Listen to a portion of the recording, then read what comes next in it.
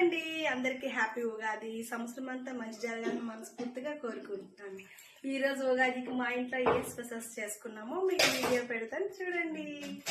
first Ugadi పచ్చడి, next gulab jam, సేమియా, పులిహోర,